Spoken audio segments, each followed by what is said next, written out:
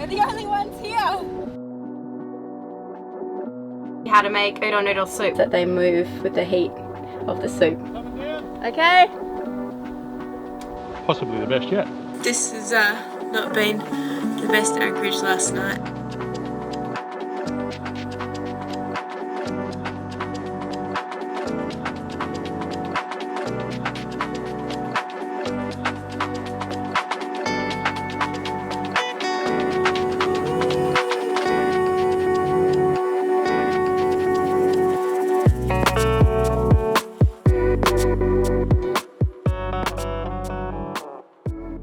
Hinchinbrook is a large island and there was a lot more to explore, but we had to keep pushing south. As we sailed out of Zoe Bay, we saw the tail end of the humpback whale migration back to Antarctica with their newborn calves.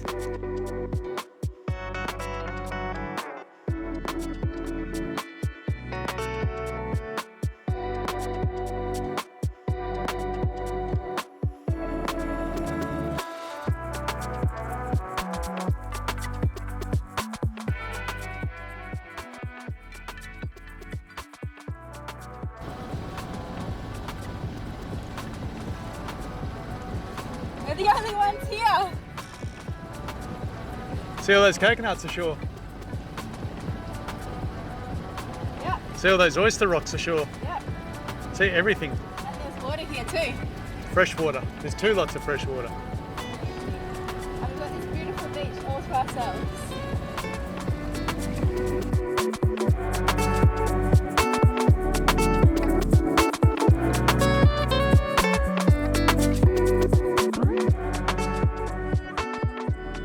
Well, we've made it to an undisclosed bay at the Palm Isles. Troy doesn't want me to tell where it is. You're going to have to find it for yourselves, folks. And it's just beautiful. I've just jumped in for a swim and Troy tells me that there's some fresh water ashore. So we're going to go looking for that tomorrow, and there's plenty of coconuts. So it's great to be here. We're sad to leave Hinchinbrook, but we're happy to be here. There's going to be strong winds tomorrow, so we're hoping to get some shelter here as well.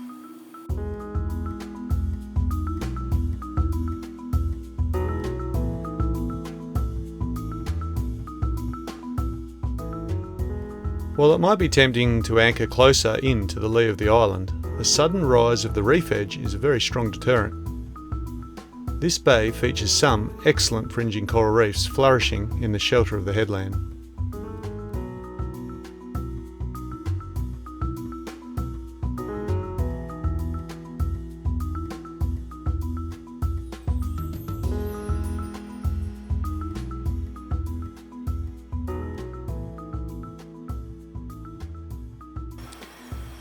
So the waterhole is dry.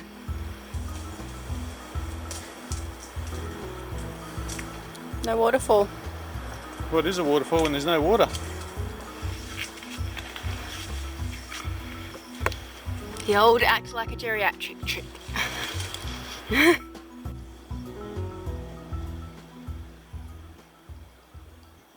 I'm just going to show you how to make udon noodle soup. We're actually out of fish at the moment, so this is a recipe from our stores. I was going to say it's vegetarian, but we top it with some shaved bonito flakes, which is fermented dried fish. It's a type, bonito is a type of tuna, so we top it with that. You can probably hear in the background there's some water boiling. So these guys are the udon noodles. They're like thick Japanese chewy noodles. They're Troy's favourite, aren't they? They're my favourite, but we always wrestle with our conscience because they come in plastic, don't they? Whereas, well, everything sort of does. But most things like we buy are in bulk, so they've only got one big plastic wrapper for like maybe 10 portions, whereas this is one plastic wrapper for 1 portion. So yeah, sort of a rare treat, isn't it? Yeah, so we only bought a few udon noodles. So the water's boiling, so you just cook these for a couple of minutes in boiling water just to tenderize them, and then you drain them in the sink. And so I've got water boiling for these, half seawater, half fresh water, just so we don't use all our fresh water. And the base of the soup for the udon noodles is mirin, which is like a sweet Japanese cooking wine. Yeah, I guess if people don't know mirin already, then Google is their friend. Or any search engine of your choice. And soy sauce, and a little bit of sesame oil will be going in there as well. And then we've also, in terms of other flavours, we've got some garlic, some julienne ginger, and some onion, sliced onion. And then also some dried shiitake mushrooms. These are really great. We add them at the start and they flavour the soup stock really well with the ginger and the garlic. So the water's just boiled for the udon noodles, so I'm going to pop them in now.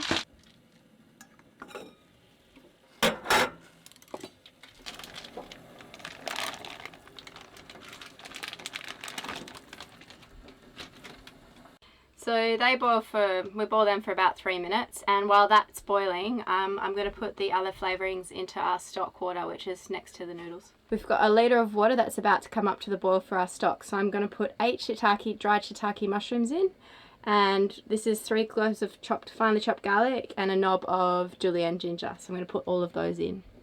Alright, so the mushrooms are in already. I'm just going to make sure they all get a bit wet. They're quite dry, so they have to rehydrate in the stock. And then ginger and garlic. And I'm going to wait before I add the onions because we like them a bit crunchy in the soup. And we're also going to add 1/4 cup of mirin and 1/4 cup of soy sauce to the stock too. Well, I said 1/4 cup of mirin and 1/4 cup of soy, but I don't really use measuring cups, so I just sort of splashed it in. But you can sort of tweak it how you want it. So I'm just going to try it, and if it needs to be a bit more salty, you add a bit more soy, and if it needs to be a bit sweeter, then you add a bit more mirin. That's good for me. It tastes great. So these are our toppings for our udon noodle soup. We've got shaved bonito flakes, really tasty on top of soups. And we've also got red pepper flakes, Japanese red pepper flakes, and they're really nice. They're like spicy. They've got a few little roasted black sesame seeds in there as well. That's really common in Japan. They have that on top of their noodle soups.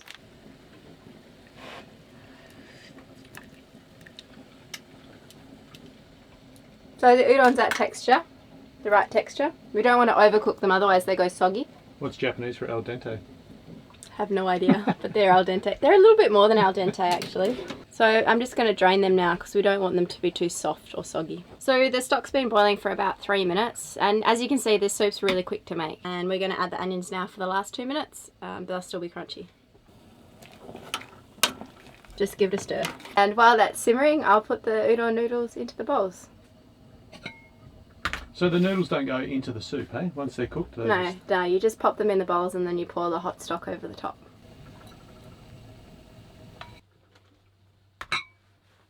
So you look as happy cooking as I do fixing an engine. Yeah. People would consider it labour, but we both enjoy what we do. The stock's finished. It takes probably about 8 or 9 minutes to make if you're organised, and yeah. And it's a really great dish you can make from stores and not expensive at all. So I'm just going to serve the hot stock and the mushrooms over the top of the udon noodles.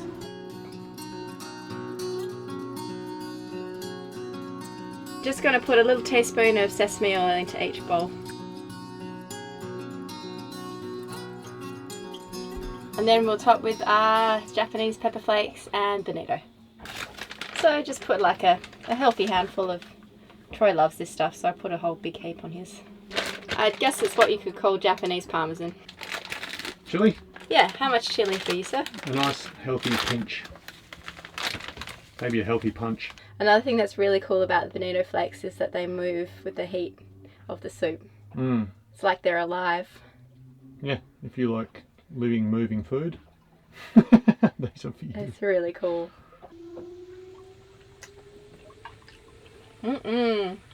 Really delicious. Alright, time to put this camera down and get into it. Time for you to eat, Troy. Yay! A bit late there with that camera up. No, I wanted to see what you think of it now that you're halfway through it. Halfway.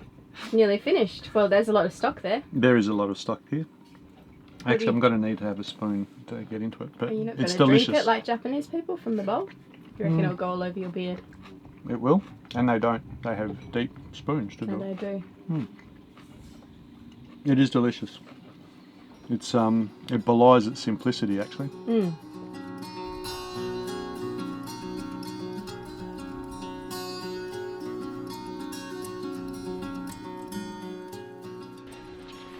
Let's see how many green ants I can get angry.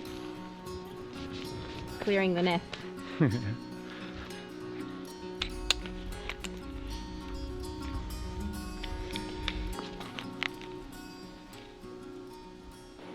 Well, it's time to go get some coconuts. We don't normally have to go to all the paraphernalia. When was the last time we got all this stuff out, Pascale? In Dampier. Dampier. Yeah, well that was ages ago. That was back in Western Australia. Most of the time I'm pretty happy to climb them coconut trees, but this one's a bit tall. So I've broken out the old rope access gear. And I'm just going to make an improvised flip line. Got the old arborist spikes on. I might just shimmy up there and go grab a few nuts. A few green ants hanging around the joint.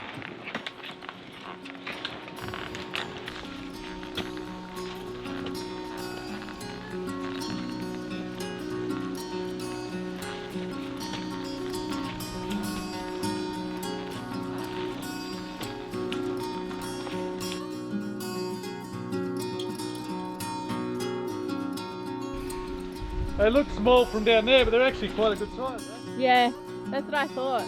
Coming down. Okay. Coming down. Okay.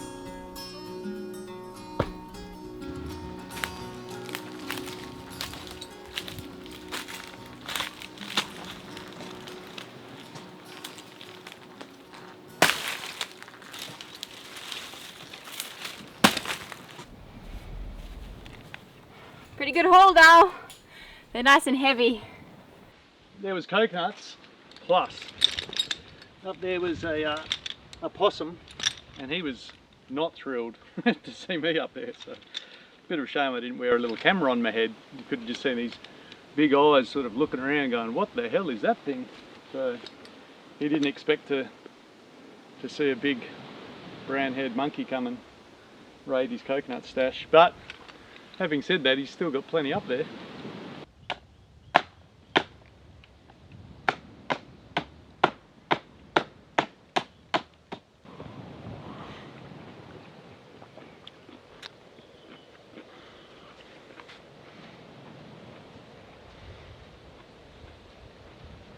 Possibly the best yet. Wow, that's really nice. And the meat's that nice rubbery. It's like very sweet. Mm. I haven't had one that sweet yet. It's been up there a while. Mmm. They're rippers. Mmm. Did you get eaten by ants? Is that why you're itchy? You don't get anything for free.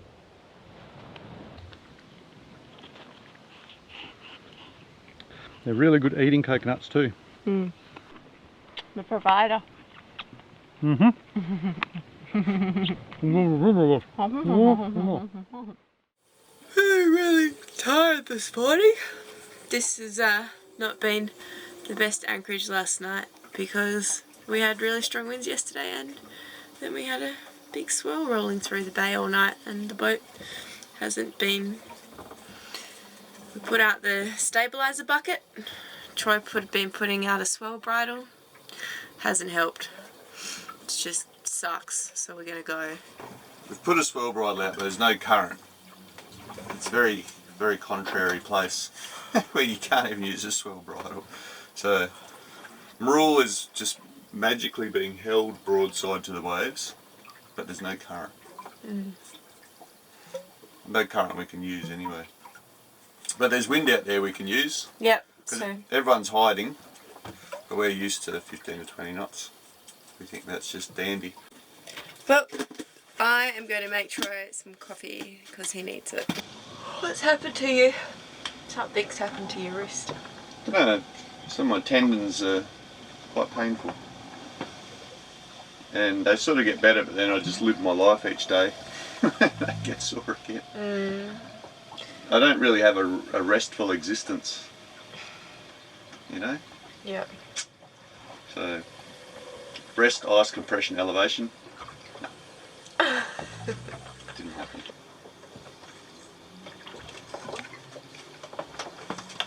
Come on, wind.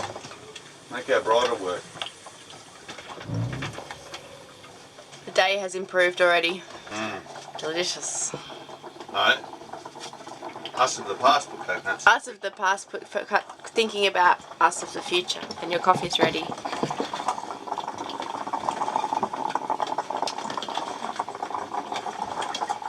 Gimbal stove is working a treat.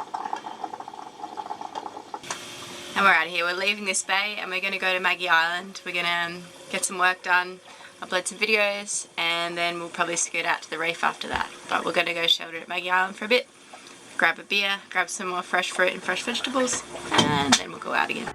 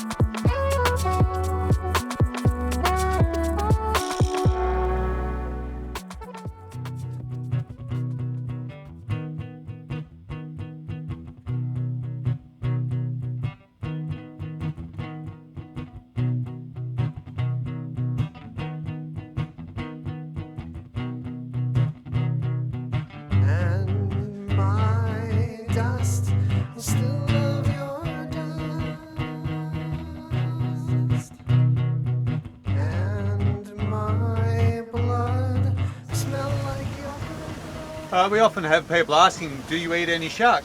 Sure we do, if they're small enough. Alright, there's no point keeping like this massive big shark. But this one's a nice little fish. About 80 centimetres, just under a metre. I know that this one is a male shark.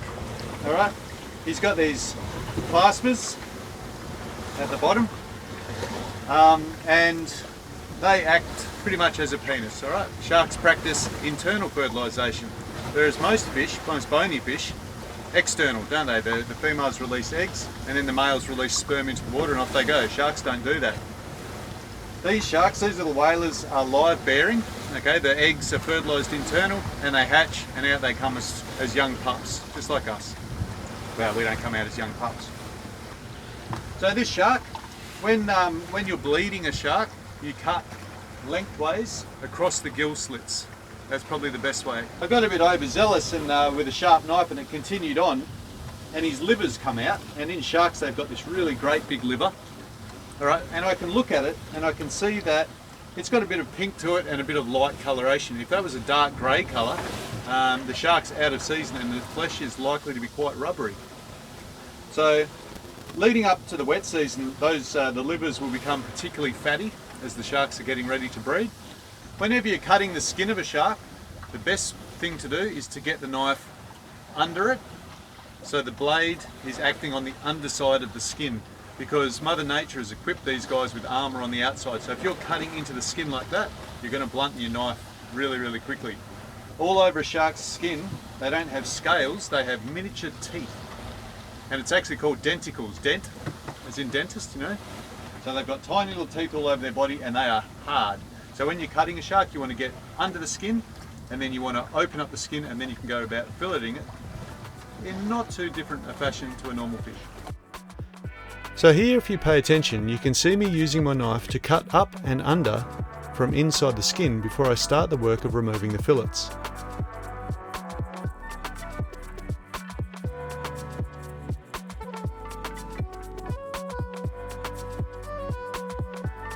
Sharks have a skeleton made of cartilage and no bones to worry about when you're filleting them.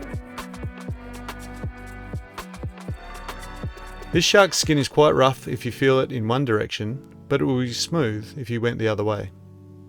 In times past, it was used to make great sandpaper. Okay, so we see the meat that we've got, and you look at it and you go, oh my god, it's so red. That's not because I didn't bleed it properly. If we look at it from this angle, we can see that's nice white flesh. It's just you've got a layer of very, very active, fast twitch muscles there. Okay, lots of oxygenation in those. So that's fine. That'll taste really, really great. They've taken the skin off there. It was no mean task. Both of my knives are going to have to go back to the sharpened block. You know, we don't do a lot of sharks, so I'm not an expert on it.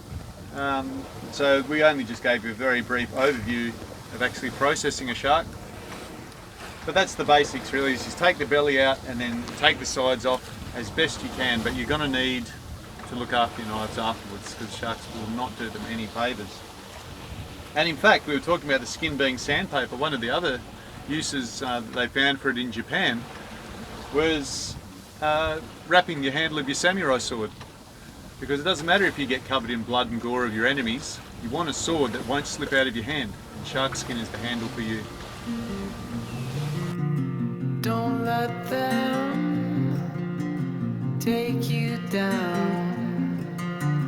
Take your heart away. Don't let them take you down. Take your love away. And when the world pushes you down. Thank you for tuning into Free Range Sailing. If you enjoyed the video, please give it a like, as it really helps get our video out to more viewers. If you'd like to keep track of us in real time, there is links in the description to our Facebook and Instagram page, as well as loads of other great information that you might find useful.